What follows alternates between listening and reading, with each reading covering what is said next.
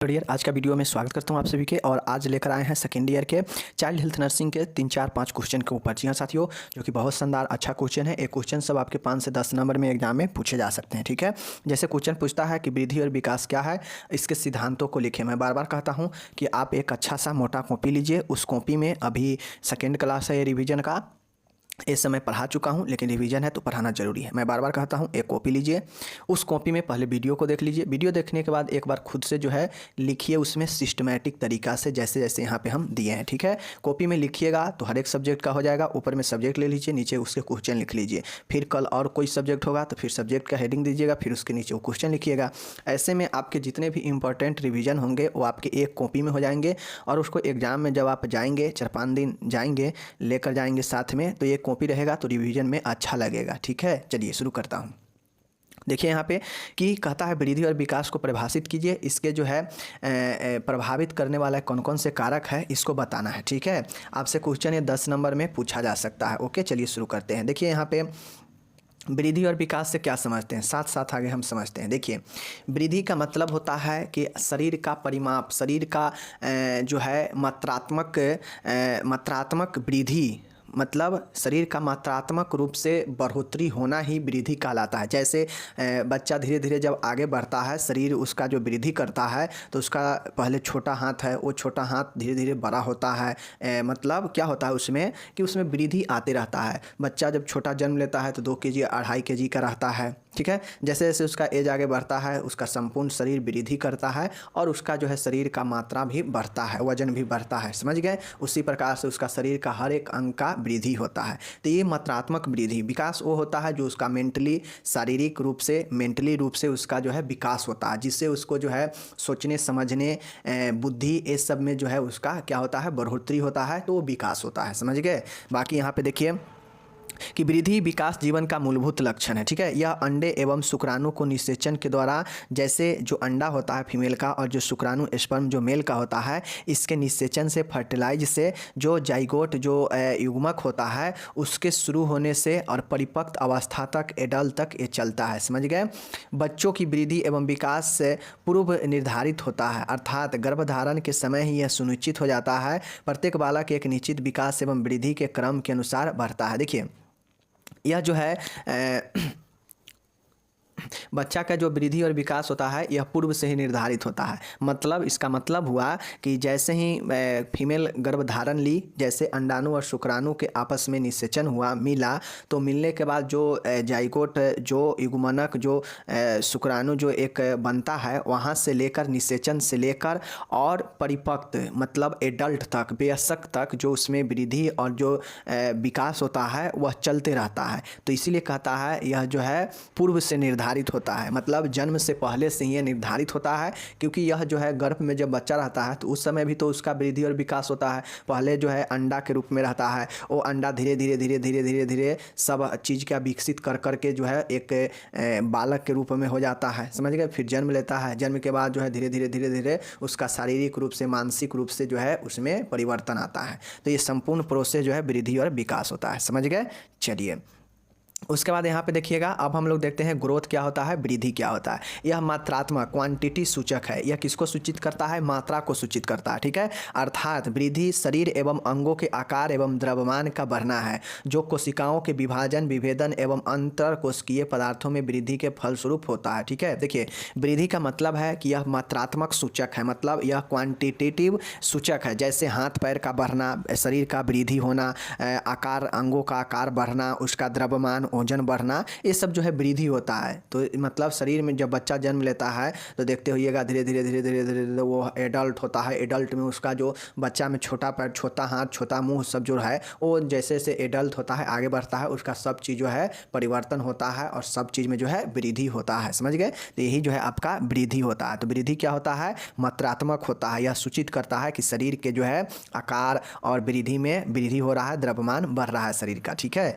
चलिए, एक क्यों होता है? क्योंकि जो कोशिका विभाजन होता है वह बच्चा में जो होता है वह धीरे धीरे धीरे धीरे जैसे जैसे सियाना होता है तो उसका विभाजन और विभेदन में भी वृद्धि होता है, जिसके फलस्वरूप शरीर का आकार बढ़ता है। समझ गए? चलिए, अब यहाँ पे विकास क्या होता है देख लीजिए, विकास क्या होता है। तो विकास जो है गुणात्मक होता है, क्वालिटी सूचक होता है। वृद्धि क्वांटिटी मतलब मात्रा का सूचक था, मात्रा मीन्स शरीर का आकार, वजन, ये सब बढ़ना, ठीक है ना। विकासात्मक मतलब होता है कि विकास होना, समझ गए ना। विकास मतलब माइंड का विकास होना, समझ गए ना।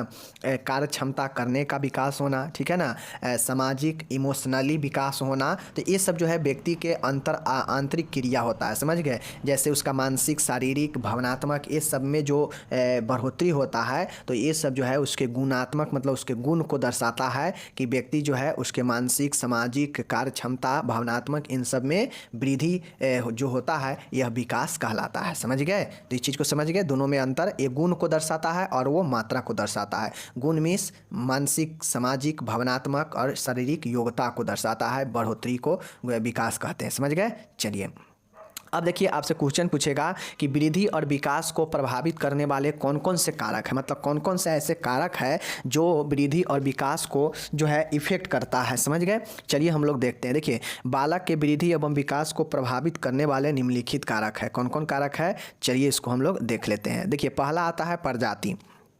प्रजाति में जैसे विभिन्न प्रजातियों के बच्चों में वृद्धि एवं विकास की संभावना एवं पैटर्न भिन्न भिन्न होते हैं, जैसे इंडियन और वेस्टर्न और अफ्रीकन, ब्लैक और वाइट रेसेज, ठीक है ना। देखिए, प्रजाति रेस जो होता है, अब जैसे देखते होइएगा विभिन्न जो प्रजाति के बच्चे होते हैं उसमें अलग अलग तरीके से उसका वृद्धि और विकास का पैटर्न होता है, ठीक है ना। जैसे देखते होइएगा कि जो अफ्रीकन कंट्री के लोग होते हैं वो बहुत ज़्यादा ब्लैक होता है, उसका जो हेयर स्टाइल होता है देखते होइएगा एकदम वहाँ का फीमेल और मेल का जो हेयर स्टाइल होता है वो लगभग सेम होता है, टकला टाइप से हल्का हल्का बाल उस पर रहता है, समझ गए ना। तो उसका क्या है, इस प्रकार से ही उसका वृद्धि होता है। जबकि इंडियन में देखते होइएगा तो इंडियन का जो बाल होता है फीमेल का बड़ा बड़ा, मेल का जो है मेल की तरह जो है रहता है, ठीक है ना। उसी प्रकार से वेस्टर्न में देखते होइएगा तो आदमी सब काफ़ी गोरा का चिट्ठा होता है। तो ये सब जो है ये निर्भर करता है वृद्धि और विकास पे ही। तो प्रजाति, अलग अलग प्रजातियों में अलग अलग वृद्धि विकास का दर भी है, समझ गए। चलिए, तो इसी प्रकार से जितना भी मैं पॉइंट बताऊँगा उसी प्रकार से जो है आपको इतने 2-3 पॉइंट लिखना पड़ेगा सब में, ठीक है। मैं यहाँ पर अब चीज़ें नहीं लिखूँगा। जैसे लिंग है, जैसे लिंग है, लिंग मतलब मेल फीमेल। अब देखते होइएगा जब बच्चा जन्म लेता है, अगर वो बच्चा लड़का रहता है तो उसका वजन जो है लड़की, अगर लड़की होगा तो लड़कियों की तुलना में जो लड़का जन्म लेगा उसका लड़का का वजन और लंबाई अधिक होता है, लेकिन लड़की का जो है कम होता है। लेकिन जो लड़की जब धीरे धीरे जो है जल्दी परिपक्व हो जाता है, जल्दी एडल्ट हो जाता है, लेकिन जो बच्चा होता है उसमें वृद्धि दर कम होता है लड़की के तुलना में, ठीक है ना। जैसे देखते होइएगा कि आपके सामने 15 साल के लड़की और 20 साल के लड़का लगेगा, आपको पता ही नहीं चलेगा कि लड़की जो है लड़का से ज़्यादा उम्र के है, समझ गए ना, ये लगेगा क्योंकि लड़की जो है जल्दी वृद्धि उसमें हो जाता है, विकास हो जाता है, समझ गए। चलिए, ये चीज़ हो गया। तो इसलिए लिंग जो है प्रभावित करता है। आनुवांशिक कारक, जीनेटिक कारक। अब लोग देखते होइएगा कि किसी का बच्चा जो है बहुत माइंड से इंटेलिजेंट होता है, क्यों, क्योंकि उसका जो है जीनेटिक्स प्रभाव उस पर पड़ता है, आनुवांशिकी प्रभाव पड़ता है, समझ गए ना। पीढ़ी दर पीढ़ी उसके जो है प्रभाव पड़ता है, माता पिता का, समझ गए, दादा का, इन लोग का प्रभाव जो है बच्चा पर पड़ता है, तो जीनेटिक्स कारण भी होता है, समझ गए। चलिए, वृद्धि सामर्थ्य, ग्रोथ पोटेंशियल। अब बच्चे में जो है वृद्धि करने का कितना ज़्यादा सामर्थ्य है, मतलब कितना ज़्यादा क्षमता है कि वह अपने उसका शरीर जो है उतने ही जल्दी जो है वृद्धि और विकास कर रहा है। तो ये जो है हर एक व्यक्ति का जो हर एक बच्चा या हर एक व्यक्ति में देखते होइएगा कि वृद्धि जो होता है या जो विकास होता है अलग अलग होता है, सेम नहीं होता है किसी में। सेम अगर होता तो बच्चा सब जब जन्म लेता है तो सब एक निरंतर में बढ़ता, सबका एक निरंतर में दिमाग रहता, सब एक जैसे ही काम करता, क्योंकि सबका एक ही वृद्धि और विकास है। लेकिन ऐसा नहीं होता है, कोई बहुत ज़्यादा इंटेलिजेंट होता है, कोई मंद बुद्धि का होता है, कोई बहुत ज़्यादा लंबा मोटा तगड़ा होता है, कोई छोटा नाटा पतला होता है। तो ये सब क्या है, अलग अलग सब में वृद्धि होता है, सबका शरीर अपना अलग अलग सामर्थ्य होता है, समझ गए। उसी अनुसार उसका वृद्धि होता है शरीर के अनुसार, ठीक है। चलिए, ये हो गया। 5वां पॉइंट है यहाँ पे देखिएगा, पोषण, न्यूट्रिशन। न्यूट्रिशन जो है पोषण बहुत बड़ा भूमिका निभाता है। आपके शरीर के जो है खान पान, ये सब जैसा भोजन लेंगे वैसा ही शरीर का जो है आकार होगा, वैसा ही दिमाग होगा, वैसा ही आपका बुद्धि होगा, ठीक है। तो ये निर्भर करता है पोषण पर भी, ठीक है। इन्फेक्शन, इन्फेक्शन का मतलब है कि अगर बच्चा जन्म लेते समय या माँ के पेट में अगर किसी भी प्रकार के उसको इन्फेक्शन हो जाएगा, संक्रमण हो जाएगा और जब जन्म लेगा तो जो है उसको प्रभावित करता है उसके वृद्धि और विकास को, ठीक है ना। तो ये चीज़ें हैं। ओके चलिए, अंतस्रावी कारक, अंतस्रावी कारक के मतलब है इंडोक्राइन फैक्टर। जैसे माता में अगर किसी भी प्रकार के गड़बड़ी होगा, आंतरिक प्रॉब्लम होगा, जैसे ग्वाइटर रोग, थायरॉक्सिन, कुछ ऐसे हार्मोन जो कि अंतर इंडोक्राइनल हो, अंतर सिक्रेशन में गड़बड़ी के कारण बच्चे को प्रभावित करता है, तो वो जो है उसको वृद्धि और विकास को भी प्रभावित करता है। समझ गए। चलिए, उसके बाद है दवाएं एवं मादक पदार्थ। अब कोई माँ है, वो गर्भ प्रेगनेंसी पीरियड में है, अब वो मादक पदार्थों का सेवन करेगी, तंबाकू, गुटखा या कोई एल्कोहल ये सब का सेवन करेगी, तो सीधा सीधा जो है बच्चों पर इफेक्ट जाएगा और वो बच्चे को जो है वृद्धि और विकास को प्रभावित करेगा। तो ये दवाएं एवं मादक पदार्थ जो है निर्भर करता है उसके वृद्धि और विकास को, ठीक है। चलिए नेक्स्ट है चोट, इंजुरी। बच्चा जन्म ले रहा है और उस समय उसको किसी भी प्रकार से अगर अच्छे से देखभाल नहीं किया जाए और चोट लग जाएगा ब्रेन वगैरह में या कहीं भी, तो उसे अपंगता आ सकता है। समझ गए। तो उसके वृद्धि और विकास को प्रभावित करता है। समझ गए। चलिए नेक्स्ट है हार्मोन। हार्मोन की बात किया जाए तो आप लोग जानते हैं कि अगर सही मात्रा में हमारे शरीर का हार्मोन अगर नहीं सिक्रेशन होगा, जैसे वृद्धि हार्मोन, अगर वृद्धि हार्मोन शरीर में अगर सही समय से सही मात्रा में नहीं अगर स्रावित होगा तो बच्चा जो है बौना हो जाता है, बच्चा का जो शरीर है कठकाठी वो जो है विकास नहीं हो पाता है, उसका मानसिक जो है संतुलन नहीं विकसित हो पाता है। तो हार्मोन जो है सही मात्रा में, उचित मात्रा में सिक्रेशन होना चाहिए। समझ गए। चलिए नेक्स्ट देखिएगा गर्भकालीन आयु। गर्भकालीन आयु का मतलब है कि बच्चा गर्भ से जो समय होता है एक, उस समय से अगर पहले हो चुका है, मतलब प्री मैच्योर हो चुका है, तो उसमें जो है कहीं ना कहीं विकास का, वृद्धि का कमी होगा, अभाव होगा। तो गर्भकालीन आयु जो होना चाहिए वह गर्भकालीन आयु में जो है बच्चे का जन्म होना चाहिए। समझ गए। तो ये 11 पॉइंट हो गया। ओके चलिए नेक्स्ट है सामाजिक आर्थिक स्थिति। बच्चे का जन्म लिया है, जन्म लेने के बाद उसका समाज में कैसा स्थिति है आर्थिक रूप से। अगर वो गरीब होगा तो उसका जो है वृद्धि, शरीर का विकास जो है उसी तरीका से होगा। समझ गए ना। तो ये आर्थिक रूप से होना, जैसे देखते होइएगा कोई धनिक व्यक्ति होता है तो उसका जो है शरीर और उसका मानसिक जो है उसका बच्चे का अच्छे से विकास हो पाता है। लेकिन अगर कोई गरीब होता है तो उसका जो है बेचारा का पैसा नहीं होता है, तो आर्थिक रूप से कमज़ोर होता है, तो उसको उतना जो है चीज़ें नहीं मिल पाता है। ठीक है ना। उसके बाद देखिएगा संस्कृति, कल्चर। अब कल्चर जो है, सांस्कृतिक जो है बच्चे को बहुत सारे चीज़ों को सिखाता है। समझ गए ना।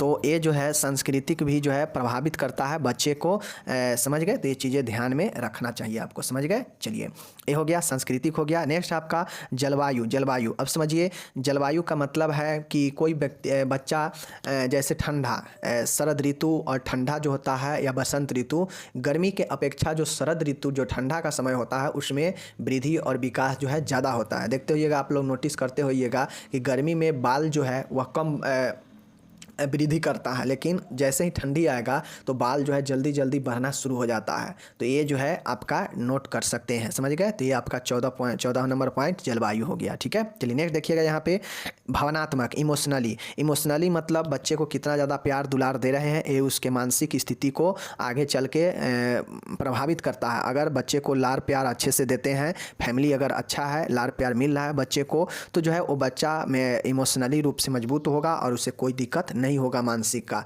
और उसका वृद्धि प्रभावित नहीं होगा। ठीक है।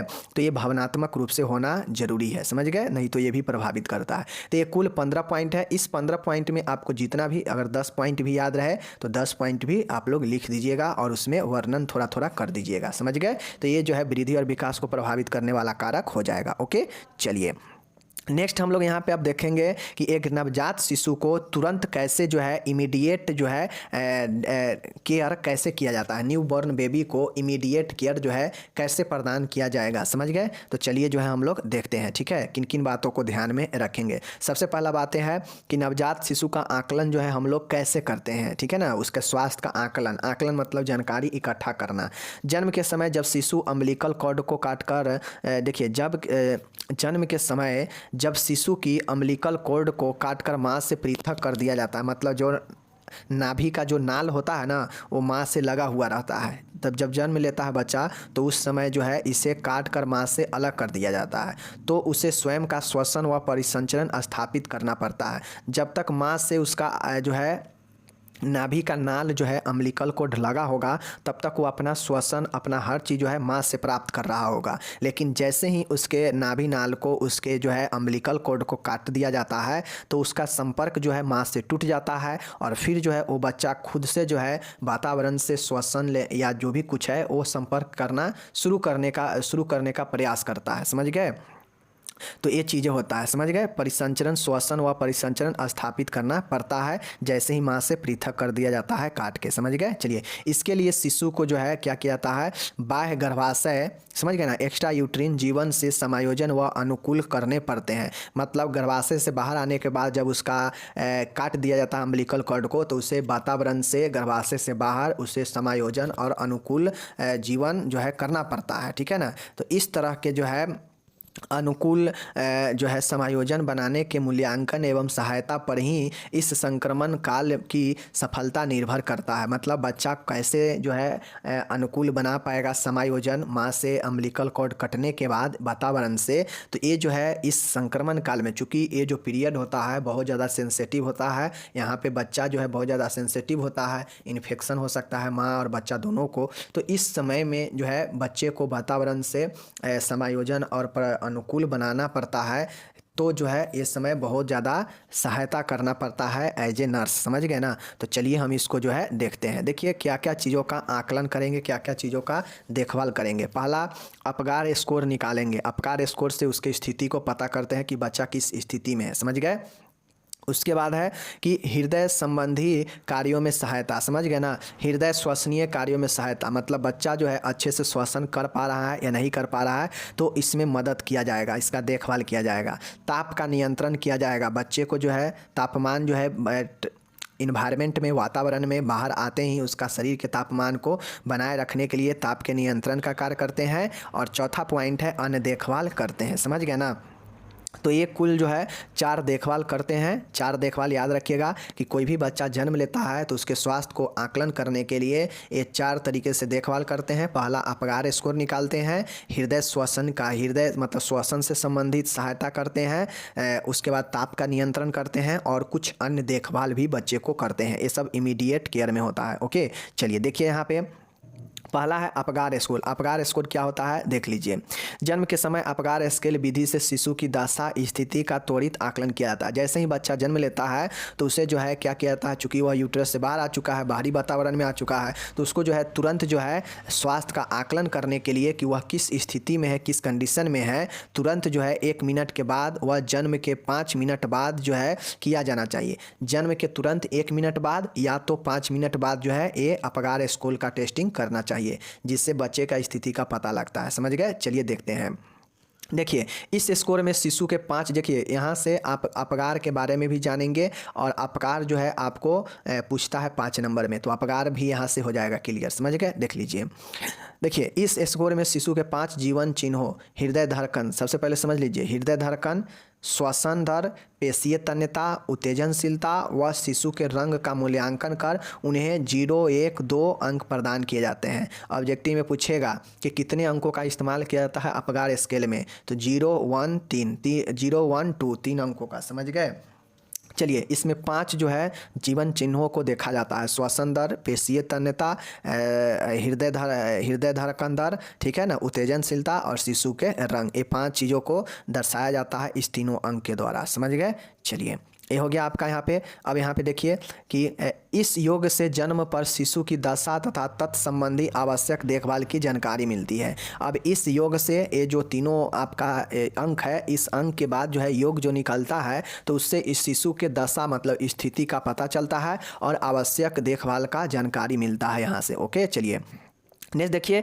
8 से 10 स्कोर का अर्थ है कि नवजात शिशु की नवजात की दशा श्रेष्ठ है और वह जो है बाह्य गर्भाशय जीवन से आसानी से समायोजन कर रहा है। मतलब वह जैसे ही वातावरण में आया है, मतलब डिलीवरी जैसे ही हुआ है, तो उसके 1 मिनट या 5 मिनट के बाद जब इस अपगार स्केल के द्वारा जो है उसे चेक किया जाएगा तो 0, चूँकि यहाँ पे 5 चीज़ों को अंक दिया जाएगा, 5 चीज़ों को जो है अंक दिया जाएगा। इस 5 चीज़ों में जो है 0, 1, 2, 3 दिया जाता है उसके कंडीशन के अनुसार। ठीक है? तो अगर 0, 1, 2 पाँचों को मिलाकर अगर 8 से 10 आ रहा है तो मतलब बच्चा जो है बिल्कुल स्वस्थ है, बिल्कुल वह वातावरण से समायोजन बना रहा है, उसका हृदय श्वसन सब चीज़ ठीक है। समझ गए। उसके बाद अगर अपगार स्केल में अगर 5 से 7 इंगित करता है तो नवजात को स्वतंत्र जीवन में मध्यम दर्जे की परेशानी मॉडरेट डिफिकल्ट है। दशा ठीक ठाक है परंतु शिशु को ऑक्सीजन सहायता की आवश्यकता है।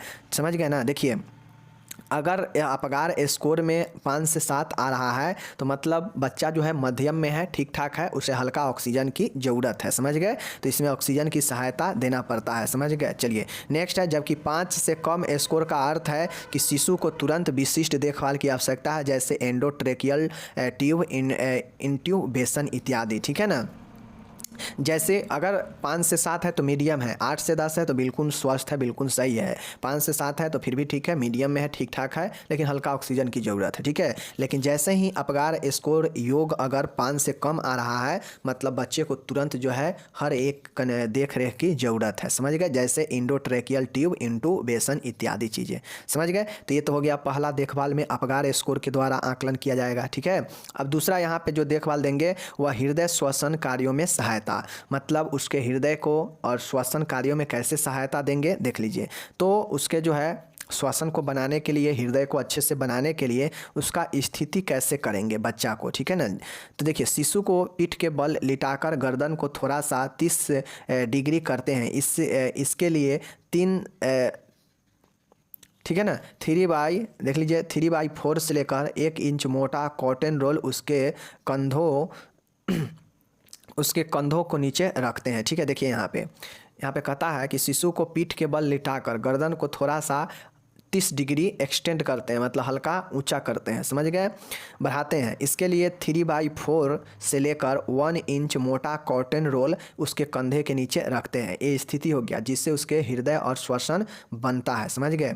उसके बाद है वायु मार्ग की सफाई किया जाता है अच्छे श्वसन के लिए, हृदय गति के लिए। उपयुक्त स्थिति देकर तुरंत जो है बल्ब, सिरिंज या सक्शन मशीन से मुंह, नाक व फेरिंग्स का सक्शन करें। यह श्वसन स्थापना के लिए पर्याप्त है। समानतः इसके बाद शिशु रोने लगता है। शिशु का रोना उसमें श्वसन स्थापना का सूचक है। देखिए बच्चा नहीं रोता है मतलब कहीं ना कहीं उसको प्रॉब्लम है अंदर। बच्चा रोने लगा मतलब उसका जो श्वसन है वो बिल्कुल साफ है। समझ गए। तो इस श्वसन साफ कैसे होता है, तो जैसे ही वायु मार्ग उसका साफ होगा, कैसे साफ होगा, तो बल्ब, सिरिंज के द्वारा या सक्शन मशीन के द्वारा उसके मुंह, नाक, फेरिंग्स का चूसन करने से, सक्शन करने से श्वसन मार्ग साफ होता है। समझ गए। जिससे बच्चा रोने लगता है। समझ गए। चलिए तो वायु मार्ग हो गया। नेक्स्ट यहाँ पे देखिएगा स्पर्श उद्दीपक। समझ गए ना। स्पर्श करते हैं। शिशु के पैर के तलवों पर 1-2 थपकी मारने एवं पीठ को रगड़ने से बच्चों का श्वसन शुरू हो जाता है। ठीक है। अब जैसे ही उसको सक्शन कर लेंगे तो उसको जो है पीठ पर या तलवे पर जैसे ही उसको थपथपाएंगे 1-2 थपकी तो उसका श्वसन शुरू हो जाता है। तो ये स्पर्श उद्दीपन हो गया। ठीक है। तो हृदय और श्वसन बनाने के लिए क्या करेंगे, पोजीशन देंगे। ठीक है। पोजीशन देने के बाद वायु मार्ग साफ करेंगे और स्पर्श उद्दीपन करेंगे। ठीक है। चलिए ये हो गया। अब यहाँ पे देखिए ताप नियंत्रण है। बच्चे को ताप नियंत्रण कैसे करेंगे, तो नवजात शिशु शारीरिक तापमान, वातावरणीय ठंडक, वाष्पोत्सर्जन एवं गीले व नग्न शरीर से उष्मा क्षय के कारण गिर सकता है। ठीक है। इस हेतु शिशु को शुष्क व स्वच्छ तैलियों से कोमलता से पोंछकर गर्म कंबल में ढककर या उष्मा विकिरण युक्ति में रखते हैं। ठीक है। जैसे देखिए सीधा समझिए ताप नियंत्रण। बच्चे को अब चूंकि वो अपने माता का गर्भ में था तो उसको आवश्यक तापमान मिल रहा था। समझ गए ना वहाँ पे। लेकिन जैसे ही वो वातावरण में आया तो हो सकता है उसका शरीर का तापमान गिर सकता है, वातावरण से उसे स्थापना बनाने में समय लग सकता है तापमान का। तो इसके लिए जो है आवश्यक उपकरण या फिर जो है गर्म तौलिए से जो है उससे पोंछकर और ढक कर रखना पड़ता है। समझ गए। जिससे ताप का नियंत्रण हो सके। समझ गए। उसके बाद देखिएगा माता के शरीर में चिपकाकर सुलाने से भी तापमान नियंत्रण रहता है। यदि शिशु को पुनर्जीवन रिसक्सिटेशन की ज़रूरत हो तो भी गर्म वातावरण होना चाहिए। अगर शिशु को रिसक्सिटेशन की ज़रूरत है, पुनर्जीवन देने की ज़रूरत है, फिर भी वहाँ पे गर्म वातावरण का इस्तेमाल करना चाहिए। ठीक है। तो ये ताप नियंत्रण करने के लिए करते हैं। ठीक है। चलिए उसके बाद देखिए यहाँ पे हम लोग हैं अन्य देखभाल। अन्य देखभाल में क्या होगा, निरीक्षण करेंगे। निरीक्षण क्या करेंगे, तो ऑब्जर्वेशन करेंगे कि बच्चे का आकार स्कोर करेंगे, जिससे या उसे जन्मजात विकृतियाँ मतलब उससे असमान कोई भी चीज़ों का जो निर्माण है उसमें पता लगेगा। ठीक है, पहचान चिन्ह लगाएंगे बच्चे को पहचानने के लिए, जो है उसमें पट्टी बांधेंगे, फोटोग्राफर आदि जो है प्रिंट करते हैं। ठीक है, पहचान करेंगे देखभाल में। उसके बाद डॉक्यूमेंटेशन करते हैं, समझ गए ना। शिशु का रजिस्ट्रेशन नंबर, लिंग, डिलीवरी का दिन, समय, वजन, लंबाई, सिर की परिधि इत्यादि नोट करते हैं डॉक्यूमेंटेशन में, समझ गए। ये हो गया। आँखों का देखभाल करते हैं, केयर ऑफ आइज। विष संक्रमित पट्टी को नॉर्मल सलाइन में भिगोकर आँखों को साफ करते हैं, तो ये आँख का साफ हो गया। उसके बाद है नाभि रज्जु देखभाल, केयर ऑफ अम्बिलिकल कॉर्ड। चूँकि उस समय जो है क्या होता है कि वहाँ पे जो है काटा जाता है, समझ गए ना। 2 कम्प्लेक लगाकर बीच से, ठीक है ना, लगभग 1 इंच की दूरी पर काट देते हैं, समझ गए ना। और शिशु की तरफ के कॉर्ड को बांध दे तथा कॉर्ड क्लैंप लगाएं। ठूंठ को बिना किसी पट्टी के छोड़ दे तथा किसी भी प्रकार के रक्तस्राव या संक्रमण के लिए इसका गिरने का निरीक्षण करें। जो अम्बिलिकल कॉर्ड जो नाभि वाला होता है ना, जो काटा जाता है, उसको 1 इंच छोड़कर ऊपर से काटे, ठीक है, और उसको बांध देना चाहिए, समझ गए। बांध देने के बाद जो है क्या होता है कि वह 1-2 दिन या जितने समय होगा उसको गिरने का इंतजार करना चाहिए, वह ऑटोमेटिक क्या होता है, गिर जाता है, समझ गए। जब तब तक जो है उससे हम लोग देखभाल करेंगे, कोई संक्रमण वगैरह या उसमें घाव वगैरह ना हो। तो ये नाभि रज्जु अम्बिलिकल कॉर्ड का देखभाल हुआ, ठीक है। अन्य देखभाल में आँख का देखभाल, अम्बिलिकल कॉर्ड का देखभाल, डॉक्यूमेंटेशन, ठीक है ना, ये सब करते हैं। ओके, चलिए। और नेक्स्ट है त्वचा की देखभाल। चूँकि बच्चा है तो उससे तापमान गिर सकता है, तो त्वचा के थ्रू जो है उसका तापमान हम लोग अच्छे से बनाएंगे, त्वचा को साफ़ सुथरा और संक्रमण से बचाएंगे। तो ये सब जो है करते हैं, ठीक है। तो ये हो गया आपका, चलिए, तो ये हो गया आपका यहाँ पे ख़त्म। तो इमीडिएट केयर में क्या क्या होता है देख लिए। अपगार स्कोर का आकलन करेंगे, ठीक है। हृदय श्वसन दर बनाएंगे, कैसे बनाएंगे पता है कि पोजीशन देंगे वैसा, ठीक है, सक्शन करेंगे, ठीक है ना, और फिर जो है उसे थपथपाएंगे, ठीक है। ये चीज़ें हो गया। अब यहाँ स्टिमुलेट करेंगे, ओके। इस प्रकार से उसका हृदय और श्वसन का दर बनेगा। अब नेक्स्ट आता है कि कुछ अन्य देखभाल है। तो अन्य देखभाल में आप लोग यहाँ पे देखे हैं कि क्या क्या देखभाल, आँख, त्वचा, ये सब, समझ गए। चलिए, अब यहाँ पे हम लोग देखते हैं, ये भी क्वेश्चन बहुत ज़्यादा इंपॉर्टेंट है, आपसे एग्जाम में पूछेगा और इसको जानना है। ये 10 नंबर में क्वेश्चन पूछता है आपके एग्जाम में, ठीक है। रिफ्लेक्स, प्रतिवर्त, समझ गए ना। सामान्य नवजात शिशु जो होता है उसका जो प्रत्यावर्त होता है, समझ गए ना, कि उसका जो प्रतिवर्त होता है, कौन कौन से 12-13 प्रतिवर्त होता है, इसको आपको याद करना पड़ेगा, ठीक है। प्रतिवर्त मतलब बच्चा जो है कैसा रिएक्ट करता है, ठीक है। देख लीजिए, पहला आता है रूटिंग आता है। रूटिंग क्या होता है कि शिशु के मुँह के कोने की तरफ गाल को छूने पर शिशु उद्दीपक की दिशा में सिर घुमा लेता है ताकि भोजन प्राप्त कर सके। देखिए, पहला रूटिंग होता है। रूटिंग का मतलब होता है कि शिशु के मुंह में जो है शिशु के मुंह के कोने के तरफ जो है गाल को जैसे ही छुएंगे तो शिशु जो है स्टिमुलेट होता है, मतलब उद्दीपित हो जाता है, समझ गए। और वह उसी दिशा में अपना सिर घुमा लेता है। जिस दिशा में आप, जिस गाल के साइड में आप छुए हैं ना, उसी साइड वो अपना मुंह घुमा लेता है भोजन करने के दिशा से, समझ गए। तो ये रूटिंग हो गया, समझ गए। रूटिंग क्या करते हैं कि मुँह के एक कोने की तरफ गाल को छूने से शिशु जो है उद्दीपक की दिशा में, मतलब जिस साइड उसको जो है आपका हाथ का अनुभव होगा, उस साइड जो है वो अपना मुंह जो है सिर घुमा लेता है, ठीक है, ताकि भोजन प्राप्त कर सके, समझ गए। ताकि वो उसको ये रहता है कि हमको कोई भोजन देने वाला है, समझ गए ना। चलिए, नेक्स्ट है चूसन होता है, ठीक है।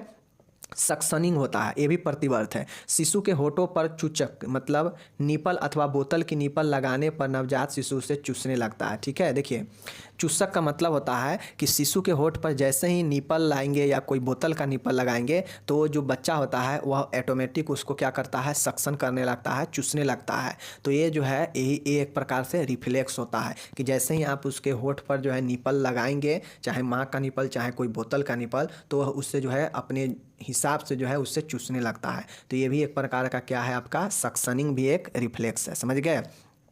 एक्सट्रॉशन क्या होता है देख लीजिए। एक्सट्रॉशन जो होता है कि नवजात शिशु द्वारा निगलने से रोकने के लिए जीभ से किसी पदार्थ को बाहर की ओर धकेलना। एक्सट्रॉशन का मतलब होता है कि मान गए बच्चे को मुंह में आप कुछ रख दीजिएगा तो बच्चे से निगला नहीं होता है, तो बच्चा कोशिश करता है कि इस सामान को हम जो है बाहर की तरफ फेंके, बाहर की तरफ धकेले, और बच्चा ऐसा कोशिश भी करता है। जैसे आप उसके मुँह में थोड़ा सा कुछ रखिएगा ना, तो रिफ्लेक्स जो होता है प्रतिवर्त, एक्सट्रॉक्शन जो प्रतिवर्त होता है, इसमें बच्चा जो है उस पदार्थ को जीभ के द्वारा बाहर धकेलने का प्रयास करता है। समझ गए ना। तो ये जो है ये सब प्रतिवर्त होता है। समझ गए। चलिए, प्रतिवर्त इंपॉर्टेंट है। उसके बाद गुड़िया आंखें, डॉल आई। नवजात के सिर को दाएं या बाएं घुमाने पर उसकी आंखें गति नहीं करती है। शिशु में स्थिरता का विकास होने पर आंखें सिर की स्थिति के अनुसार गति करने लगती है। ठीक है। देखिए, डॉल आई, डॉल आई का मतलब है, आप लोग देखते होइएगा कि आप कोई गुड़िया खरीद के लाइएगा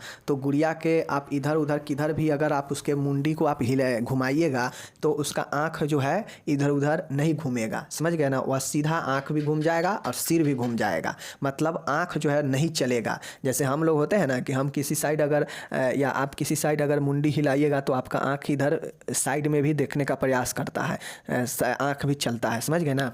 लेकिन बच्चा में जो है यह गुड़िया की तरह जो आँख होता है स्थिर रहता है। समझ गए। वह गति नहीं करता है। आप उसके सिर को दाएं या बाएं घुमाएंगे तो सिर तो घूमेगा लेकिन उसका आँख जो है उसी सीधे में रहेगा जिस साइड में आप उसका सर को घुमाएंगे, अगल बगल में उसका आँख नहीं घूमेगा। समझ गए ना। तो ये गुड़िया की तरह आँखें रहता है। तो यह भी डॉल्स आई एक प्रतिवर्त है। समझ गए। चलिए, नेक्स्ट है हथेली की पकड़, पाल्मर ग्रेप्स। मैं बार बार कहता हूँ कि जहाँ भी अगर आपको दिक्कत लगे वहाँ पे जो है रोक दीजिए और रोकने के साथ ही क्या कीजिए कि उसको जो है आप लोग एक बार बैक करिए और बैक से एक बार पुनः देखिए ताकि आपको जो है कन्फ्यूजन ना हो। ठीक है।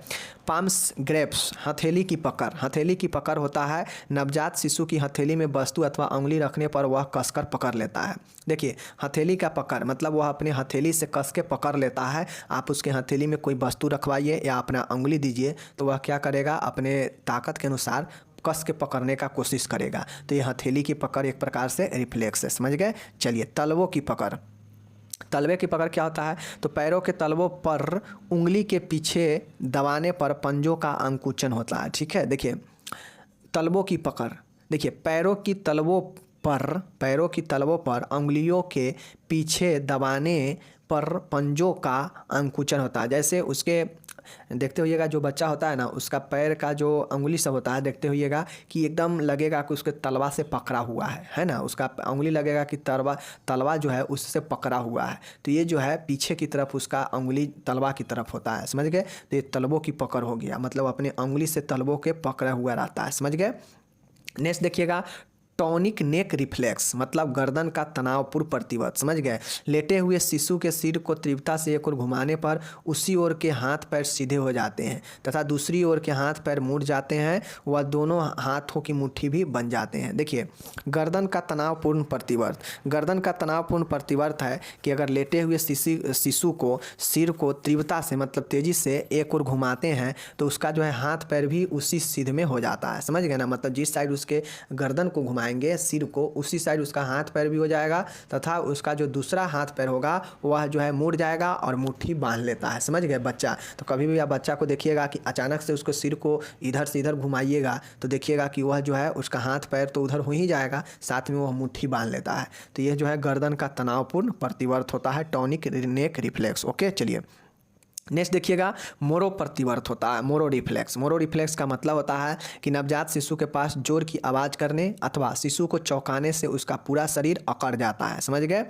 मतलब आप किसी भी नवजात शिशु जो होता है देखिएगा, नया नया जो बच्चा जन्म लेता है तो उसके आसपास अगर शोरगुल होगा ज़्यादा और ज़्यादा अगर कस के आप जो है उसको आवाज़ देंगे तो जो बच्चा होता है वो चौंक जाता है और उसका पूरा शरीर जो है अकड़ जाता है, टाइट हो जाता है। वह हाथ पैर एक समान शरीर से दूर व सीधे हो जाते हैं तथा वो जो है चौंक जाएगा और उसका जो हाथ पैर होगा एकदम सीधा हो जाएगा, अकड़ जाएगा और दोनों हाथों में अंगूठा व तर्जनी उंगली सी आकार बना लेता है। समझ गए। वह शिशु जोर से रोने लगता है। मतलब मोरो प्रतिवर्त में क्या होता है कि आप लोग देखते होइएगा कि कोई बच्चा नया जन्म लेता है और उसके सामने अगर कस के शोरगुल आवाज़ होता है तो बच्चा जो है चौंक जाता है और उसका हाथ पैर जो है टाइट हो जाएगा और वो कस के रोने लगता है। तो ये मोरो प्रतिवर्त के अनुसार होता है। समझ गए। चलिए, नेक्स्ट यहाँ पे देखिएगा, बेबिन्स्की प्रतिवर्त। देखिए, शिशु के तलवों पर सहलाने अथवा खुरचने पर शिशु पैर की अंगुलियों को बाहर व ऊपर की ओर फैला लेता है। जैसे देखिएगा, बेबिन्स्की प्रतिवर्त का मतलब होता है कि शिशु के तलवों पर जैसे सहलाते हैं ना, किसी के तलवा पर अगर आप सहलाइएगा तो जो है अभी भी सहलाइएगा तो उसके गुदगुदी के टाइप के लगता है। तो इसी टाइप से अगर बच्चे को तलवा पर सहलाइएगा या हल्का हल्का खुरचिएगा ना तो शिशु के जो पैर का जो अंगुली होता है है वह बाहर की तरफ जो है वो फैला देगा, छितरा देगा जिसको बोलते हैं। तो यही जो है बेबेंस्की प्रतिवर्त होता है, समझ गए।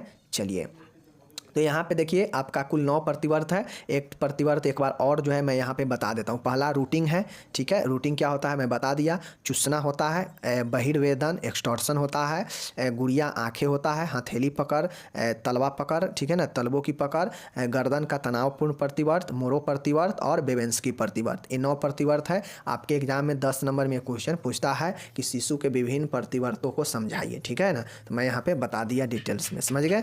चलिए, अब देखिए यहाँ पे ब्रेस्ट फीडिंग तो बड़ा है। चलिए हम लोग ब्रेस्ट फीडिंग किसी और दिन देख लेंगे। इसके बाद वाला क्वेश्चन जो है उसको हम लोग यहाँ पे देखते हैं, ठीक है। देख लीजिए, एक क्वेश्चन है कि जन्मजात विकार क्या है, बालकों में उत्पन्न जन्मजात विकारों की सूची बनाइए। आपसे क्वेश्चन पूछेगा कि कॉन्जेंटल एबनॉर्मेलिटी या कॉन्जेंटल डिसऑर्डर क्या होता है, जन्मजात विकार क्या है, बालकों में उत्पन्न जन्मजात सूची बनाइए और किसी एक पर जो है चर्चा करें। अगर 10 नंबर या 15 नंबर में क्वेश्चन अगर आपसे पूछेगा तो आपसे पूछेगा कि बच्चे में जन्मजात विकारों की सूची बनाइए और किसी एक पर चर्चा करें, ठीक है ना। तो देखिए बहुत सारे जन्मजात रोग होता है, समझ गए ना, जो बच्चा में जन्म से ही होता है, समझ गए ना। देख लीजिए जन्मजात विकार क्या है। शिशुओं में जन्म के समय से ही उत्पन्न रहने वाली विकृतियां या विकार जन्मजात विकार कहलाते हैं। जैसे बच्चा जन्म लिया और जन्म लेते समय ही जो है उसमें किसी भी प्रकार के प्रॉब्लम, किसी भी प्रकार के डिजीज या किसी भी प्रकार के अपंगता या किसी भी प्रकार के कुछ चीज़ें अगर असमान देखने को मिले तो समझिए वह जन्मजात उसका रोग है, समझ गए। तो यही जो है जन्मजात विकार होता है। इसका कारण क्या होता है देख लीजिए। कारण में होता है अनुवांशिकी या वंशागत, हेरेडेटरी होता है, समझ गए। ये जन्मजात रोग होने का कारण अनुवांशिक होता है, समझ गए। ऑक्सीजन अल्पता हाइपोएक्सिया हो सकता है, ठीक है। उसके बाद रेडिएशन हो सकता है, मतलब बहुत ज़्यादा अगर प्रेगनेंसी पीरियड में माँ अगर विकिरण में रही होगी रेडिएशन में तो उसको जो है प्रॉब्लम बच्चा को हो सकता है, ठीक है। संक्रमण जैसे रूबेला वायरस और बहुत सारे संक्रमण जो है ये हो सकता है जन्मजात कारण, समझ गए। चलिए और नेक्स्ट देखिएगा, औषधियाँ जैसे एल्कोहल, निकोटीन, थैलिडोमाइड। अगर कोई माता अगर प्रेगनेंसी पीरियड में एल्कोहल, निकोटीन या कुछ चीज़ें व्यसन में लिप्त हो तो ऐसे माता के जो बच्चे होता है वो जो है कॉन्जेंटल डिसऑर्डर से पीड़ित होता है, जन्मजात रोग से ग्रसित होता है, ठीक है। देख लीजिए शिशु में होने वाले कुछ जन्मजात विकारों की सूची निम्नलिखित है जो कि यहाँ पे नीचे दिया गया है, ठीक है। देख लीजिए पहला स्पाइना बाइफिरा होता है। ये सब को जो है लॉन्ग क्वेश्चन है, ये सब के सब जो है ना लॉन्ग क्वेश्चन सब है, आपके 10-10 नंबर में पूछने वाले हैं, ठीक है। मैं यहाँ पे टिक लगा दूंगा, कौन इंपॉर्टेंट है उसको करना है। स्पाइना बाइफिरा है, ये आपके VVI है, इसको करना है, ठीक है। करेंगे बताएंगे हम लोग। विदारोस्ट और क्लेफ्ट लिप्ट खंड तालु और विदारोस्ट ये भी जो है VVI है आपके, समझ गए। चलिए तो ये तो हो गया। उसके बाद जो है इसका देखिएगा हाइपोएस्पेडियासिस होता है। ये उतना जो है 5 नंबर के लिए इम्पोर्टेंट है, समझ गए। हाइपोएस्पेडियासिस मैं आपको बता चुका हूँ कि इसमें जो मूत्र होता है यह जो है मूत्र मार्ग सही जगह पे नहीं होता है, समझ गए ना। मुड़े हुए पैर या हाथ, क्लब फीट या हैंड, समझ गए ना। यह जो है मुड़े हुए हाथ या पैर होता है, समझ गए। अच्छिद्रित गुद्दा, इम्परफोरेट एनस, समझ गए। ये भी पढ़ा चुके हैं, जिसमें जो गुद्दा का जो नली होता है, जो छिद्र होता है वो नहीं होता है और ऊपर से स्किन होता है, फ्लैट होता है, समझ गए। हाइड्रोसिफलस मतलब सिर में जल भरा होना, समझ गए, यही हाइड्रोसिफलस होता है। पाइलोरिक स्टेनोसिस, पाइलोरिक संकुचन, समझ गए। उसके बाद है आपका सेरेब्रल पाल्सी, ये सब जन्मजात होता है, समझ गए। उसके बाद है एक्स्ट्रॉफी ऑफ ब्लैडर, मूत्राशय का बहिर्परिवर्तन, समझ गए। उसके बाद है आपका डाउन सिंड्रोम है, समझ गए। वेंट्रिकुलर सेप्टल डिफेक्ट है, समझ गए, VSD। तो ये जो है आपके प्रॉब्लम, इतने सारे प्रॉब्लम हो सकते हैं और सारे प्रॉब्लम है जिसको हम लोग कर करके एक एक करके देखेंगे। जन्मजात हृदय रोग भी होता है तो वो भी होता है, समझ गए। तो ये सब जो है आपको लिस्ट ये सब लिख देना पड़ेगा 8-10 गो, समझ गए ना। और ये लिस्ट लिखने के बाद किसी एक पर जो भी एक चर्चा रहेगा, याद रहेगा, उस पर चर्चा कर देना है तो आपको कंप्लीट नंबर मिल जाएंगे, ठीक है। बाकी हम लोग मिलेंगे आज जो है, हम लोग आज जो शामिल किए हैं तो इसमें जो है यहाँ पे हम इतना कंप्लीट कर दिए 4 क्वेश्चन। आप लोग इसको पढ़िए, समझिए, बार बार पढ़िए। यहाँ पे जो मैं लिया था कि ब्रेस्ट फीडिंग का क्या लाभ है वो क्वेश्चन आज नहीं हो पाया, अगले दिन कर लेंगे, ठीक है। मिलेंगे अगले वीडियो में, तब तक धन्यवाद।